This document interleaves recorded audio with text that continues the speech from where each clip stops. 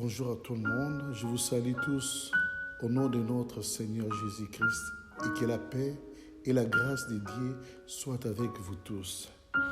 Et je remercie encore le Seigneur pour ce temps, pour cette opportunité qu'il nous a accordée encore cet après-midi pour partager sa parole. Et le message d'aujourd'hui, c'est « Ne t'éloigne pas de Dieu ». J'ai tiré ce message dans l'évangile de Luc, à partir du verset,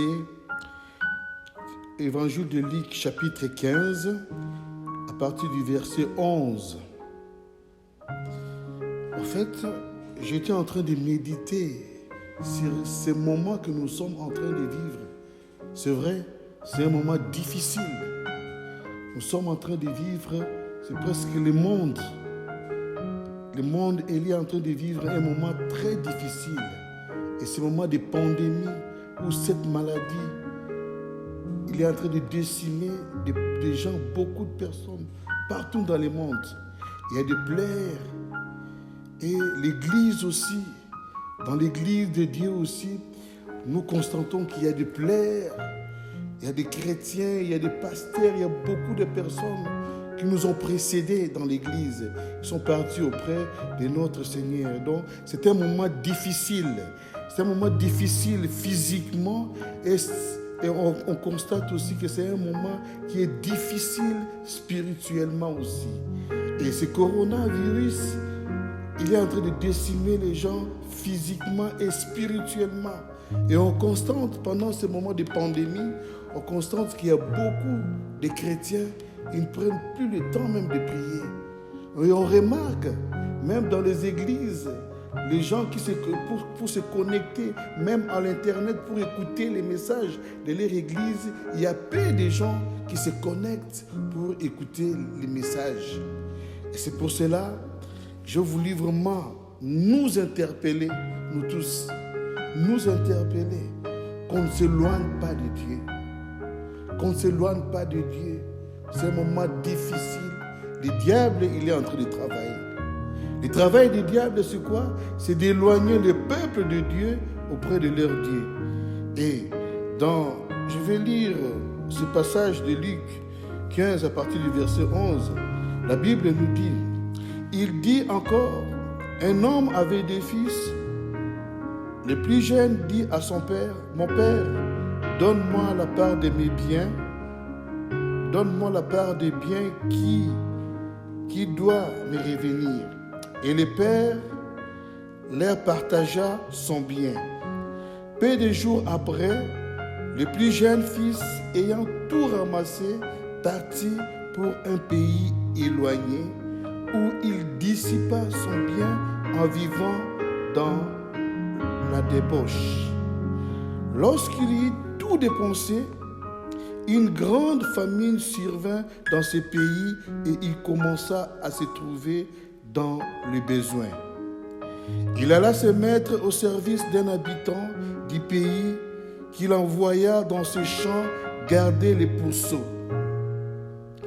Il aurait bien voulu se rassasier des carouges qui mangeaient les pourceaux, mais personne ne lui en donnait. Étant rentré en lui-même, il s'est dit, combien de mercenaires chez mon père ont du pain en abondance et moi, ici, je meurs de faim. Je me lèverai, j'irai vers mon père et je lui dirai, mon père, j'ai péché contre le ciel et contre toi. Je ne suis plus digne d'être appelé ton fils. Traite-moi comme l'un de tes mercenaires. Et il s'éleva et alla vers son père. Comme il était encore loin, son père le vit et fit ému de compassion. Il courut se jeter à son cou et le baisa. Le fils lui dit, mon père, j'ai péché contre le ciel et contre toi. Je ne suis plus digne d'être appelé ton fils. Mais le père dit à ses serviteurs, apportez vite la plus belle robe et l'en revêtez. Mettez-lui un anneau au doigt et des souliers aux pieds. Amenez les veaux gras et tuez-les. Mangeons et réjouissons-nous, car mon fils, qui voici, était mort et il est revenu à la vie. Il était perdu et il est retrouvé. Et ils commencèrent à se réjouir. Amen. Seigneur, bénis ta parole. Que cette parole produise des fruits dans le cœur de ton peuple et que toute la gloire revienne à toi. C'est au nom de Jésus que j'ai ainsi prié. Amen. Ici, nous avons vu dans ce passage l'histoire de cet homme. La Bible parle des fils prodigues. C'est un fils qui vivait avec ses parents dans le milieu familial. Et il s'est dit, il a demandé à son père de lui donner ses biens, tout ce qui lui revenait, pour aller loin. Notre thème d'aujourd'hui, c'est ne t'éloigne point de ton Dieu. Ne t'éloigne pas de ton Dieu. Mais ici, nous avons vu que ce fils prodigue, il a demandé son bien pour aller vivre loin de son père. Et la Bible nous dit que quand il est parti loin de son père, et il y a eu la famine, et cet enfant, il a tout lapidé, il a tout dépensé, tout son argent, tout ce qu'il avait. Il est maintenant, il n'avait plus rien, il ne savait plus quoi faire. Et il voulait même aller travailler dans les champs, là où il y avait des pourceaux. Mais bien aimés dans le Seigneur, ici nous voyons cette histoire. Et c'est l'histoire aussi, pendant ces temps, pendant ces moments de pandémie, que beaucoup de chrétiens,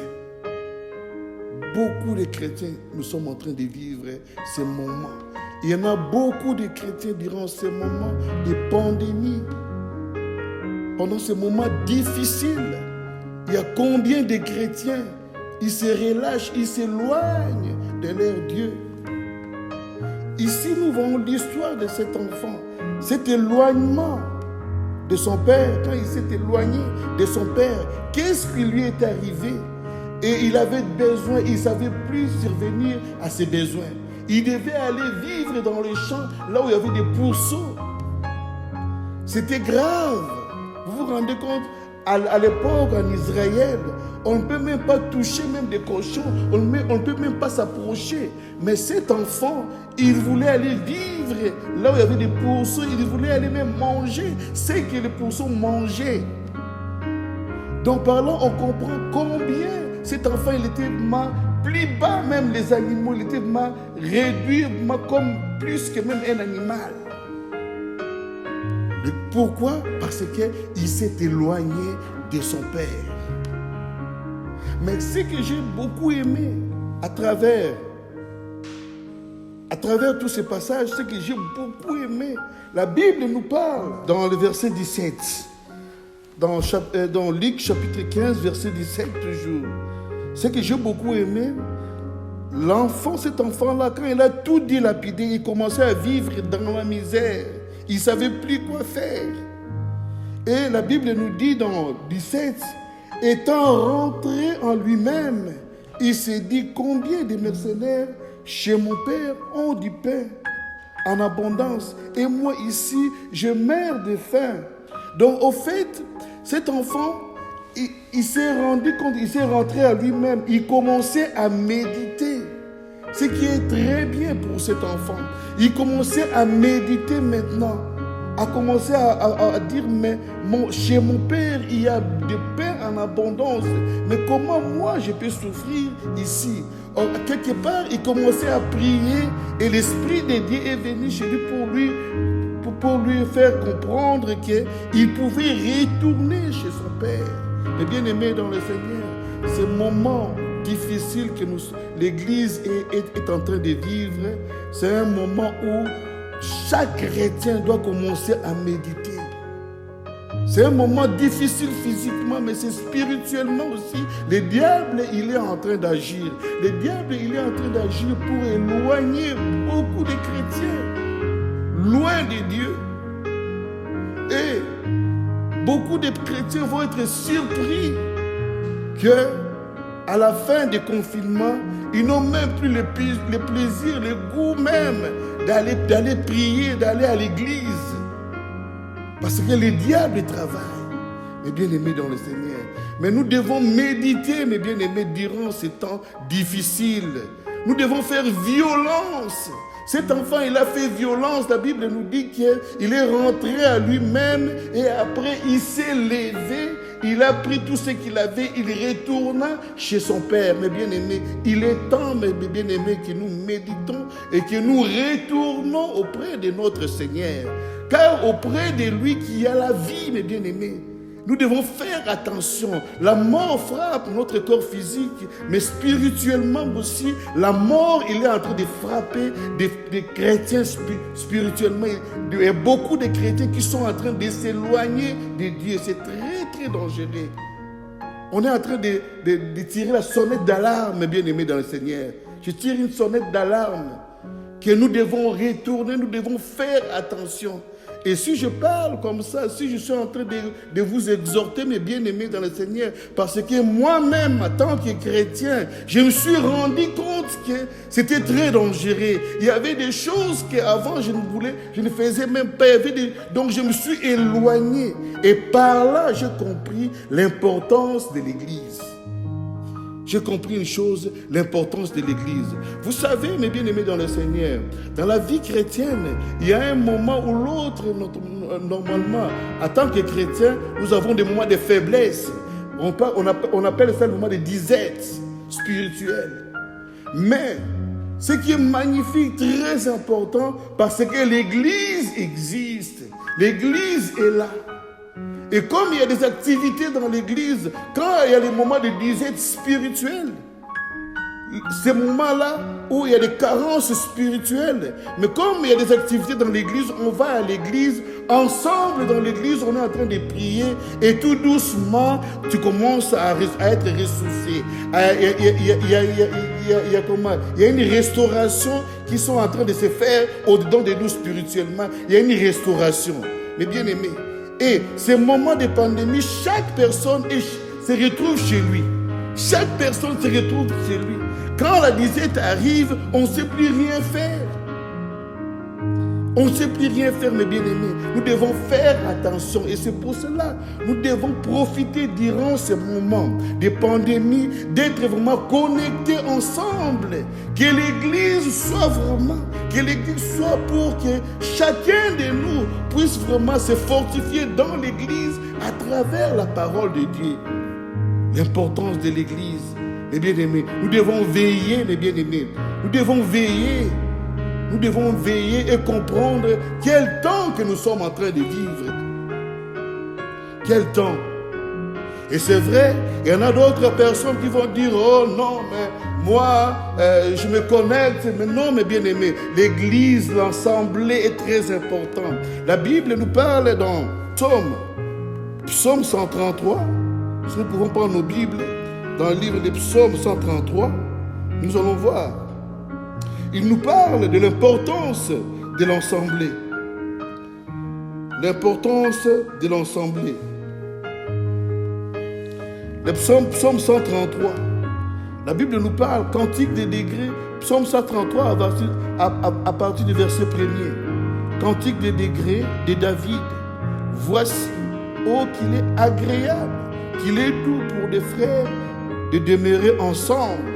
C'est comme l'huile précieuse qui répandit sur la tête, descend sur la barbe d'Aaron, qui descend sur les bords de ses vêtements. C'est comme la rosée d'Hermon qui descend sur les montagnes de Sion, car c'est là que l'Éternel envoie la bénédiction, la vie pour l'éternité. Et ici, nous voyons l'importance de l'assemblée, l'importance de se retrouver ensemble. Il y a une bénédiction qui est spéciale, qui est liée à l'assemblée. Et si on n'a pas cette bénédiction qui est liée à l'assemblée, mes bien-aimés, c'est très dangereux. C'est le moment que nous sommes en train de vivre. Oui, il y a la pandémie, mais et les gens de ce monde, les décideurs de ce monde, ils ont pris des décisions. Mais bien aimés, ils ne prendront jamais des décisions pour nous faire plaisir, pour dire que l'église va rester. Et il faut vous ensembler. Non, au contraire.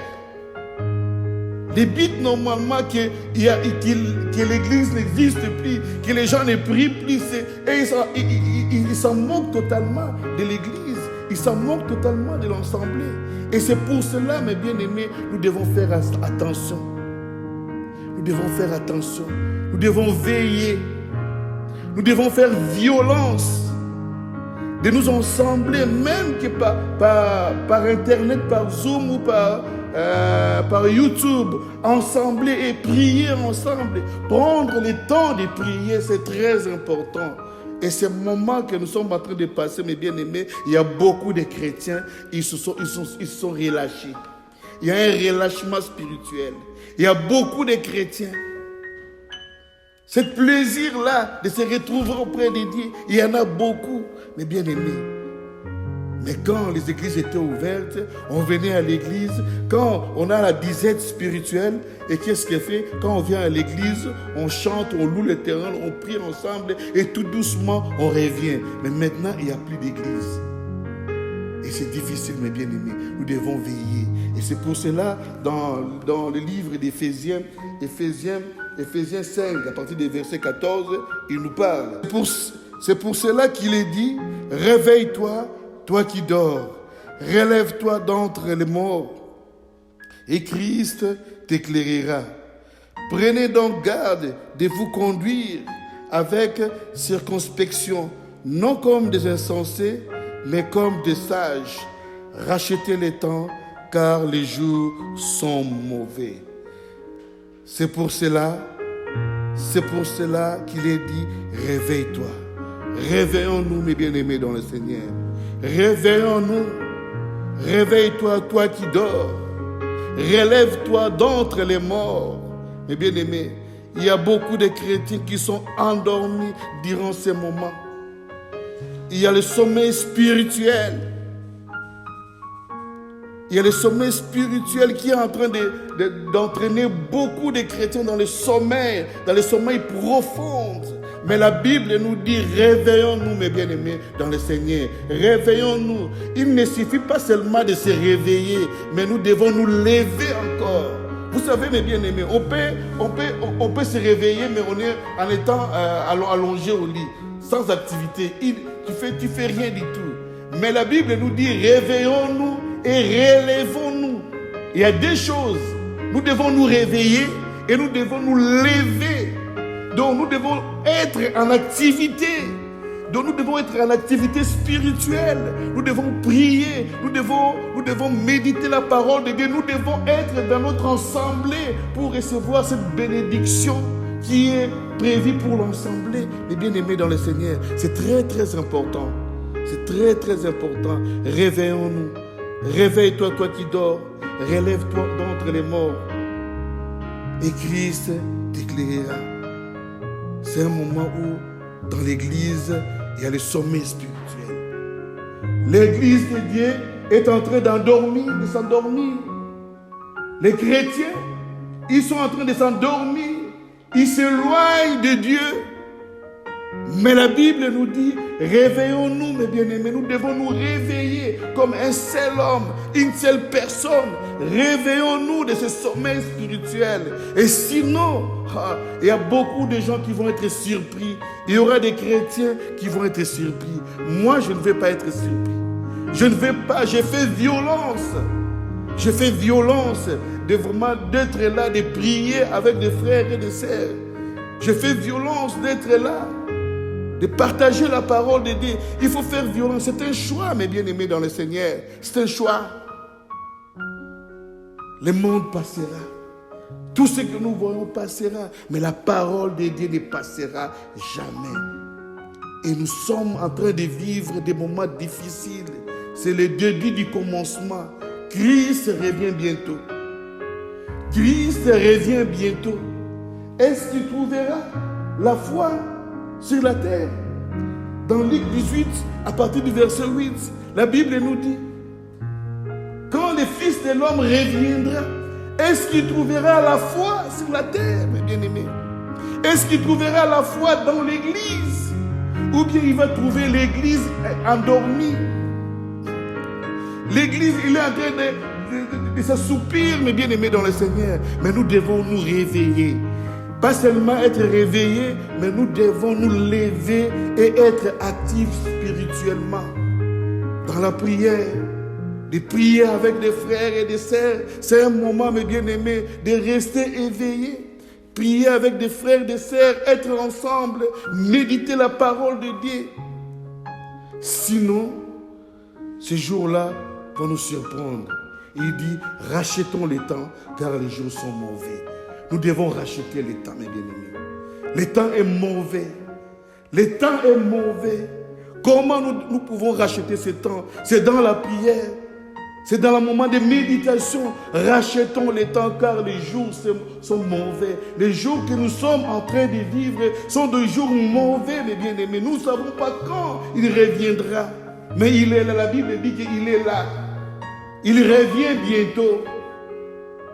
Mais si nous nous penchons seulement sur les désirs de ce monde, si nous nous sommes endormis spirituellement, oh oui, le retour de Christ nous surprendra. Beaucoup de gens, beaucoup de chrétiens, mais je ne vais pas, Seigneur, je ne vais pas. Et c'est pour ça que je vais être debout. Je vais me réveiller et je vais être debout. Je ne vais pas être surpris, mais je vais être vraiment prêt. Enfin, quand il revient, il me trouve prêt. Réveillons-nous, mes bien-aimés dans le Seigneur. Le sommeil spirituel nous éloigne de Dieu. Mais rachetons les temps. Les temps sont mauvais. Le temps est difficile. Rachetons ces temps. Rachetons ces temps. Ensemblons-nous dans la prière. Ensemblons-nous devant la présence de Dieu. Arrachons des bénédictions. La Bible nous dit le royaume de Dieu. Le royaume de Dieu, ce sont que les violents qui s'en emparent. On parle là, pas de violence physique, mais de violence spirituelle. Comme cet enfant prodigue. Quand il a compris qu'il était loin de son père, quand il a compris que non, il était mort, il commençait à mourir, il dit non, il s'est réveillé, il dit non, chez mon père, il y a même des mercenaires qui sont là, et ils mangent même mieux. Donc en fait, cet enfant, l'enfant prodigue, il s'est réveillé en lui-même. Il y a un réveil spirituel, il y a un réveil qui est venu à travers cet enfant prodigue.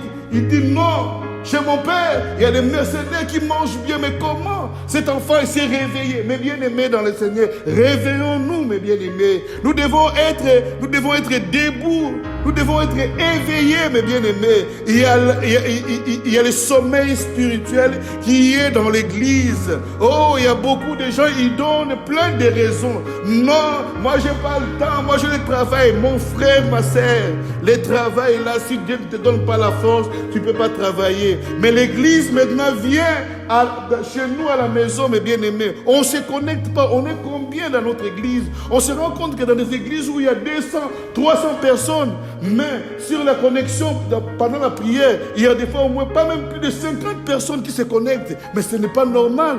Où sont partis d'autres chrétiens?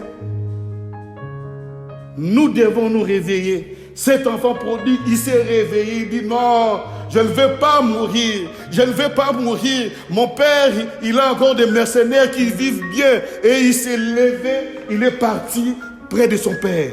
Et son papa, quand il a vu son fils, il était très content. Mais bien aimé dans le Seigneur, dans le cœur de Dieu, il est triste quand nous, ses enfants, on s'éloigne de lui. Il est triste. Il attend qu'on revienne à lui.